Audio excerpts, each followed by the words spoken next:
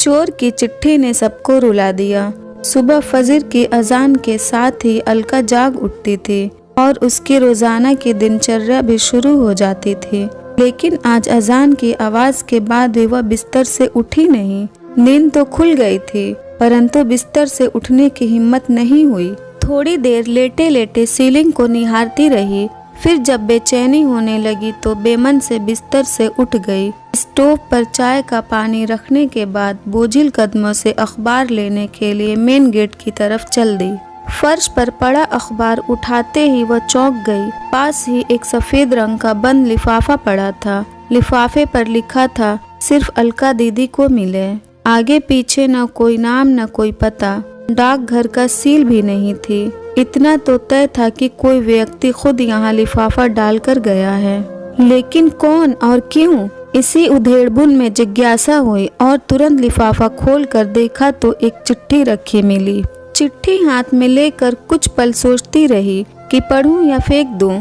न जाने किसने लिखी है और इस तरह रहस्यमय तरीके से चिट्ठी भेजने का मतलब क्या। बिना पढ़े फेंक दी तो हजारों सवाल ज़हन में कोलाहल मचाते रहेंगे। एक झटके में उसने चिट्ठी खोलकर पढ़ना शुरू कर दी।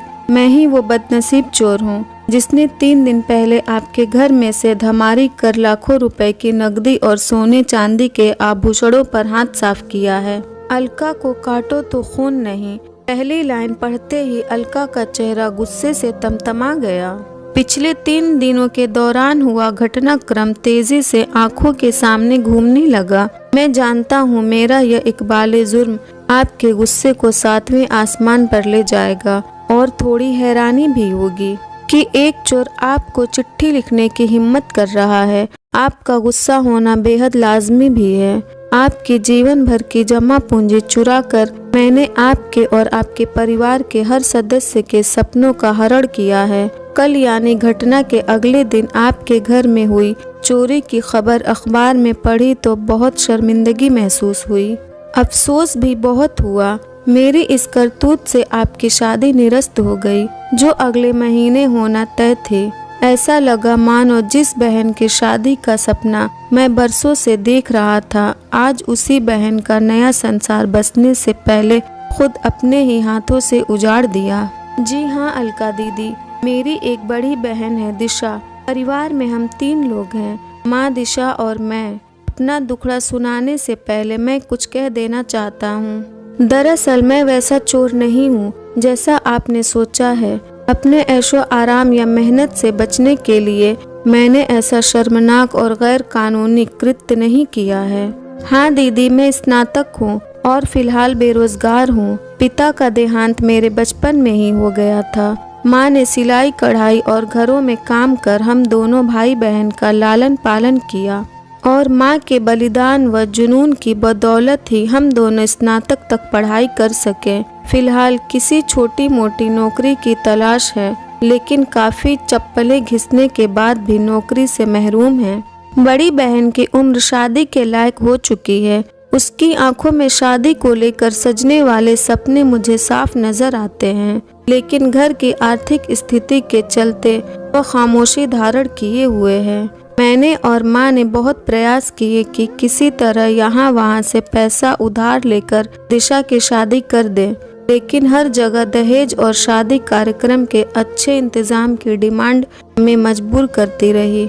और फिर हम जैसों की मदद भी करता कौन।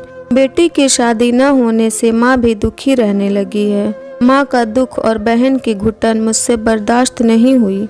इसी जद्दोजहद और पसुपेश के चलते मैंने चोरी जैसे घृणित अपराध को अंजाम देने का दुस्साहस कर डाला।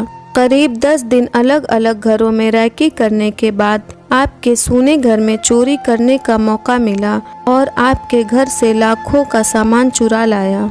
मैं खुश था कि अब धूमधाम से दिशा का विवाह कर सकूंगा, उसके सपने पूरे हो जाएंगे। साफ है कि चोरी की बात मैंने न तो माँ को बताई और न ही बहन से जिक्र किया। हाँ, इतना भर जरूर कह दिया कि अब घबराने की जरूरत नहीं।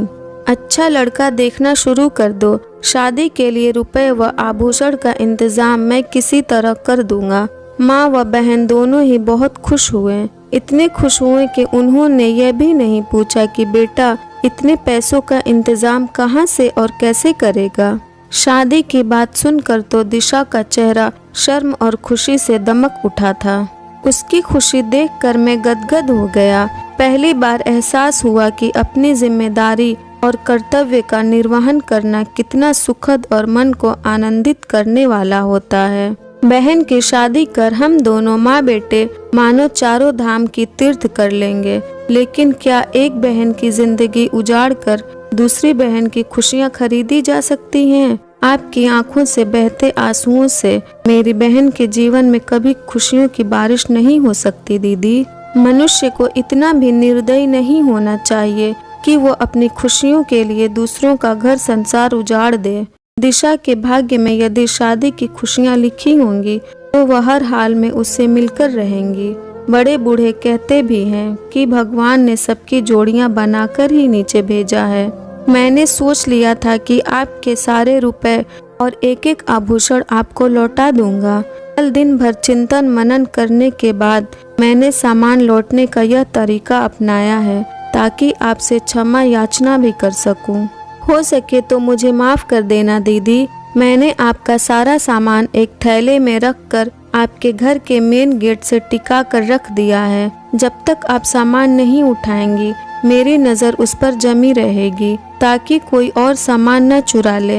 एक साथ कई तरह के भाव अलका के चेहरे पर आकर धमाचौकड़ी करने लगे। चिट्ठी हाथ में दबाए हुए वह बहुत तेजी से दरवाजे की ओर दौड़ी। एक झटके से दरवाजा खोला।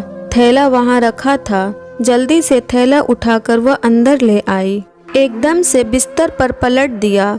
नोटों की सभी गड्डियां और एक एक जेवर सही सलामत उसकी आंखों से आंसू और होठों पर मुस्कुराहट थिरक उठी। अलका ने सारे पैसे और जेवर अपने दोनों हाथों में समेटकर चेहरे से लगा लिए। फिर अचानक उसे चिट्ठी का ख्याल आया और एक बार फिर अचानक वह दरवाजे की ओर दौड़ पड़ी। दरवाजा खोलकर उसने चारों तरफ नजरें फिराकर देखा। सूनी सड़क पर कोई भी नहीं दिखा। चिट्ठी अभी पूर्ण नहीं हुई थी। आगे लिखा था, एक गुजारिश है दीदी, इंसानियत व कानून दोनों ही नजरों से मैंने ऐसे अपराध को अंजाम दिया है और उसकी सजा भी कानून में तय है। एक न एक दिन कानून के लंबे हाथ मुझ तक पहुंच ही जाएंगे। मेरे जेल जाने के बाद माँ और दिशा की जिंदगी बर्बाद हो जाने का पूरा अंदेशा है। अतः मैं चाहता हूँ कि पुलिस में दर्ज चोरी का मुकदमा आप वापस ले लें ताकि मैं पूरी तरह से बेफिक्र होकर अपनी माँ व बहन की सेवा कर सकूं, उनका सहारा बन सकूं। नमस्कार। अलका ने फौरन अपनी माँ व अन्य परिजनों को जगाकर सारा किस्सा सुनाया। उनके सामने जेवर व रुपए रख दिए। माँ का तो खुशी के मारे रो रो कर बुरा हाल हो गया।